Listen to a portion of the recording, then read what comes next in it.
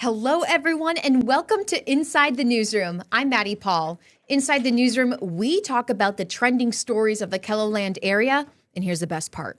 We bring in our newsroom staff members to talk about these trending stories because they're the ones that created it. Whether it's our reporters, our meteorologists, or our producers, you get a behind-the-scenes perspective about the experiences or the passions of the storytelling that goes into the stories that you see every day on our newscasts and online at keloland.com. To start with our first trending story, this announcement was made yesterday, but Sioux Falls Mayor Paul Tenhaken said that changes are coming to the city budget, and he's also sharing some frustration about why it's happening. Joining us now about this coverage is Gracie Terrell, who was out at the One Sioux Falls meeting with our reporter Dan Santella to give us dual coverage of this subject. Gracie, to start, let's just offer some context. When you were out there at the meeting, what did you learn from Mayor Tenhaken about the major cuts that have been announced?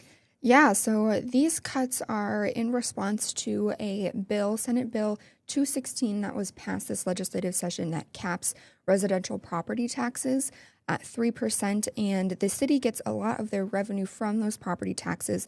So they are saying that over the next few years, the city is going to need to cut between $8 and $10 million from the city's budget to kind of offset the loss of those property taxes.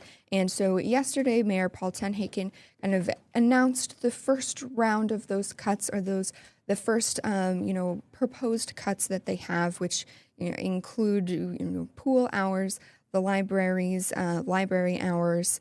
The school clinics at a couple of the schools are going to be closing down.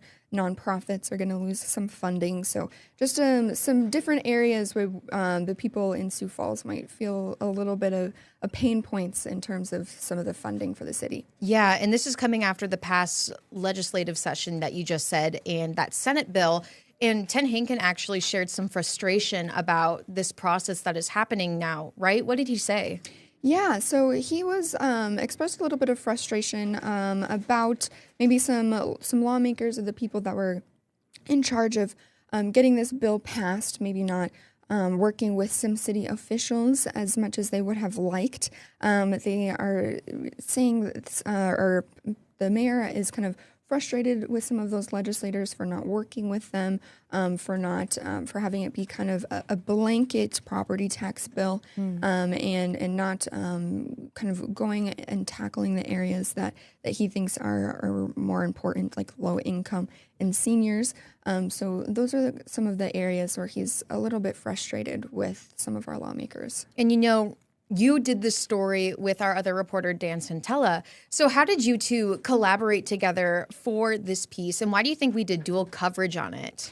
Well, it was, property taxes is a hefty subject. Yeah. So it's a lot to kind of break up into different parts. And it was a half-hour-long meeting talking about a lot of stuff that's going to affect a lot of people in the city. So breaking that up between someone that can get that on-air coverage, that can get the quotes from the mayor, talking to some of those other directors from the city that are running those programs, and getting that kind of insight. And then on my end was just kind of laying out all of those different cuts.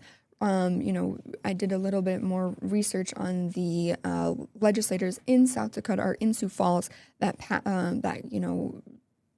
either signed or didn't sign or passed that bill, voted on it, and looking at the different surrounding cities. So just some more coverage on that and kind of what that looks like for the city, what that looks like for the state, and for some other cities as well. You bring up a great point about, the additional research that you did for your stories, because I noticed online that you had split your assignment for the day into two separate stories. You had your first story just about the cuts, and then you had another one about Tenhaken talking about what he thought about the legislative session.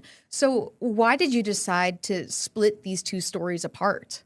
Well, I think there was, two different discussions that were being had, during the session or during the meeting there, just about those cuts and about the frustration with those cuts, what's going to come, any, other potential cuts that could come from that. So I think breaking it up was a good way because there are, two kind of different, points that the mayor wanted to bring up there, and it was also getting kind of long. The 30 minutes, yeah. Yeah. Well, my story was getting kind of long. It was originally just going to be the one, and I started, it was starting to get to be 500-600 words. So I was like, I think we need to split this up into two. I think there's enough information here to, make this two stories, to bring in, some words from the governor, because this is a bill that he really wanted signed. So bringing in some of that coverage there. So just kind of figuring out a way to split it up. And yeah, I mean, I think I'm doing even more coverage on it today, talking to some of those other cities like T and Harrisburg, and how they are going to be impacted by those by the property taxes and any potential cuts there too. So even more that is coming out of this meeting, and we'll have even more once the budget is, the budget address comes next week. Next week, that budget address will come out. Thank you for giving that update. I have one last question for you. Was there anything that also stood out to you during the One Sioux Falls meeting that either did make your story or didn't make it? Oh man, I'm blanking on exactly what all happened then in that 30-minute meeting now that didn't get in that story. I think for me, just the outcome of some of what will happen with these cuts here, I think is good to note. And I think what people will actually be feeling, people talk about property taxes, and there's big numbers thrown around all of the time, and I know that can be a pain point for some people, but I think people will start to see some of those other, the trade-offs, the mayor said to that, which is, less pool hours, less library hours.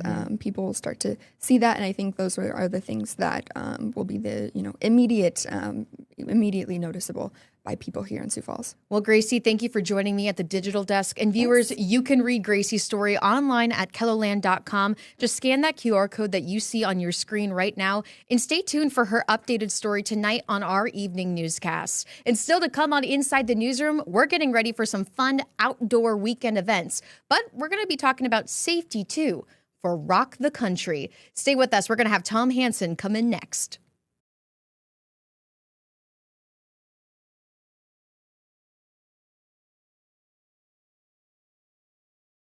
Welcome back to Inside the Newsroom. Rock the Country is bringing live music to cities across the United States, and Sioux Falls is the 8th stop. So while you are preparing for your weekend fun, let's also talk about some safety measures that you could be doing this weekend as well. Tom Hansen's joining us now because he spoke to local authorities about some ways that you can stay safe during this event. Tom, first of all, let's talk about the fun. The fun of Rock the Country. Oh my gosh. Two great acts, Kid Rock and Nickelback. I'm a big Nickelback fan. Really? So I am.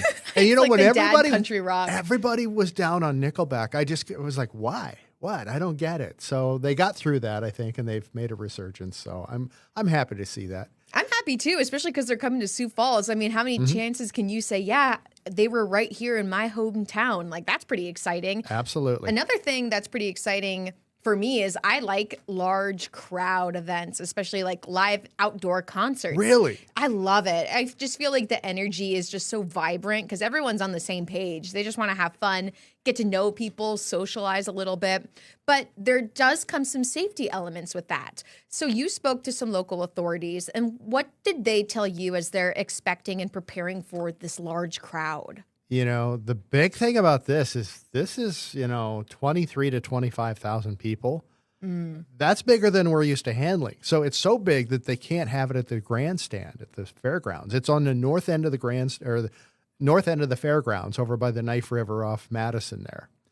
So it's so huge that they couldn't have it at the grandstand, which is amazing to think about, right? Yeah. So when you have that many people, they're not quite. I'm not going to say they're not used to it, but this is more unusual than.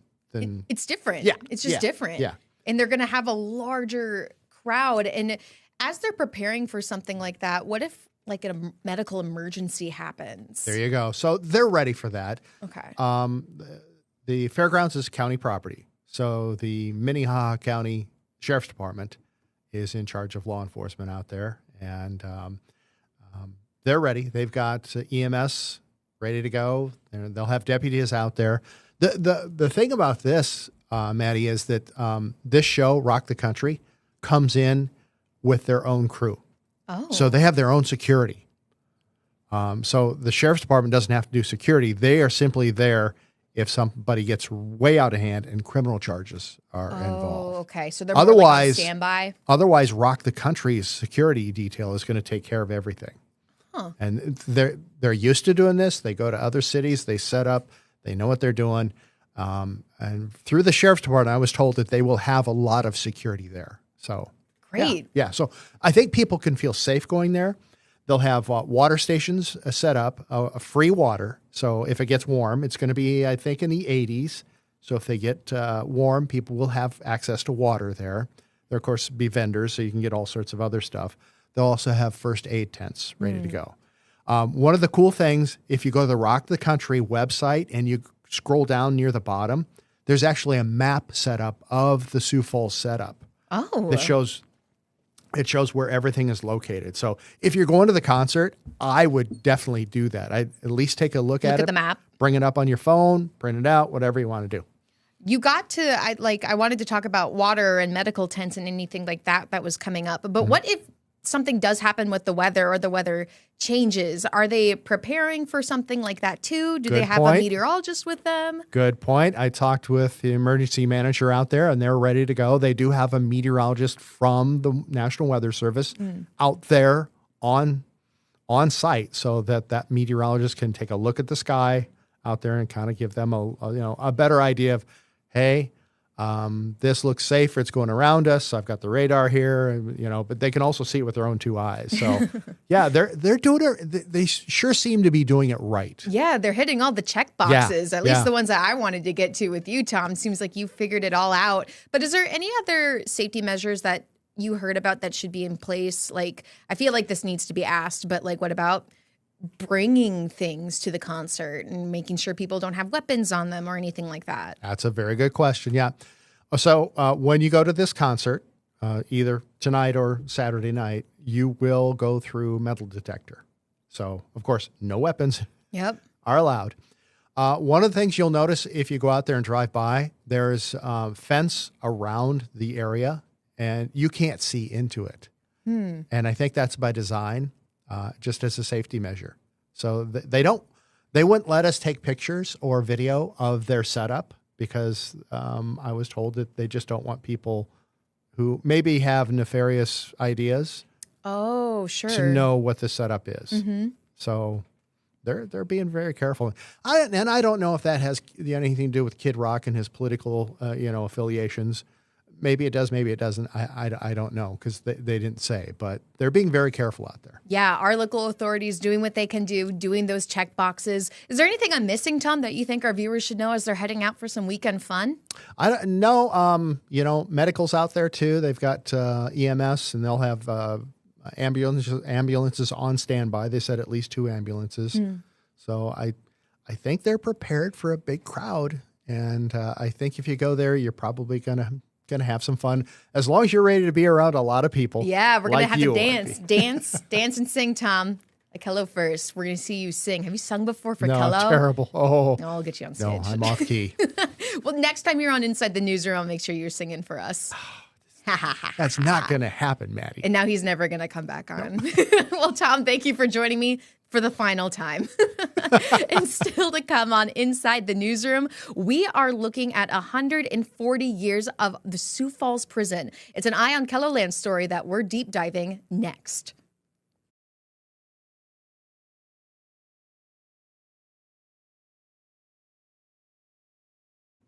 Welcome back to Inside the Newsroom. Over 140 years ago, the South Dakota State Penitentiary was built in Sioux Falls. And we have one reporter who dug into that history joining us now at the digital desk, Sydney Hoyer. Sydney, I want to start by saying congratulations on putting so much information into one story.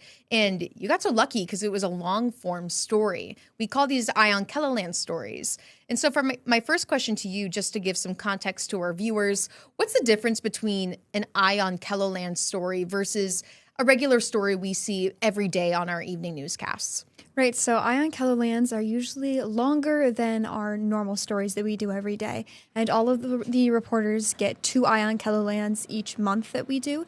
And so we have those usually planned out a little further than our daily stories. But the main difference is that they're longer and they focus more on one topic. It's just a deeper dive. And do you think that helped you as you were putting together 140 years of history from the state prison? Yes, I think trying to fit this into a minute and a half would have been really hard. So I think it's good that I had a little more time to work with. Yeah. Do you consider yourself someone who's interested in history? Because putting a story together like this with so many layers and going into, again, 140s is just so long to compile together. What made the story so fascinating to you, and what did you want to highlight through the story as you were researching and putting everything together? Yeah, I think covering so much current prison content actually probably furthered my interest in looking at the history of it and how did it get here? How did it start? What are some of those notable events that have happened? And so I just wanted to kind of shed some light on, yes, we know a lot about the new prison and the prison today, but what has it looked like in the past? And so what were some fascinating points that you included in your story? It was a lot about history. So I talked to Kevin Gans, who works with the Siouxland Heritage Museums, and he talked a lot about R.F. Pettigrew, who played a really big role in getting this prison to Sioux Falls. Not necessarily because it was anyone's top choice, but because it was a really big economic thing to have in the city, and that was really helpful in the 1880s. And, you know, one thing that stood out to me in the story was talking about, like, the shirts that would be designed in the prison. What was it like for you learning about something like that, including all these types of features in the story? Yeah, it was super interesting to see all of the industries that were in the prison, just because that is not the case today. They've definitely shifted their focus onto other things, but to learn that there was a t-shirt factory, there was a twine plant, and they also had a farm nearby. So one of the things that one of my interviewees highlighted was that they were almost self-sufficient for a long time. They were making their own food. They were profiting off of all of these industries. Is there anything that the people that you talked to said that didn't make the story, but you think is still super fascinating for our viewers to know? I think I didn't dive as much into the R.F. Pettigrew history as I would like to, just because, like I said, there was so much context to cover. But it was just interesting to me that originally the prison was going to be in Bonhomme County, and R.F. Pettigrew said, I'm pretty sure we could get it to move to Sioux Falls because that was a smaller area. There were less legislators there. And so he basically compiled all these people together and said, hey, let's get them to move it here because I want it in Sioux Falls. And then a really interesting thing that was in the story, but I think a lot of people do misunderstand, is that there wasn't necessarily a choice between the prison and the university going in Sioux Falls. But instead, he knew at that time that Vermilion and Yankton were much stronger areas, and they were going to win and get the university way before Sioux Falls would. So he kind of took this as a backup option. Wow, I feel like you're a prison expert now. Like you just have like this memory bank of everything now. Because you're right, you have been doing a lot of coverage of what's happening with our current prison system, and now doing this historical piece on something that, you know, I wasn't completely aware of. What is like the biggest theme or impact you want people to take away from your story? I think just that there is a much richer history to this than the current not in my backyard, nope, all of these things combined of, you know, we don't want the prison. Well, the prison has been here for a long time and it has so much history and it's really rooted here in Sioux Falls already. And so I think to look back at all of those years, it maybe should help people understand, oh, it's been here for so long and it might benefit from staying where it originally came from. Sydney, thank you so much for joining me here at the Digital Desk to talk about your story. And everyone stick around. We'll be right back after the break.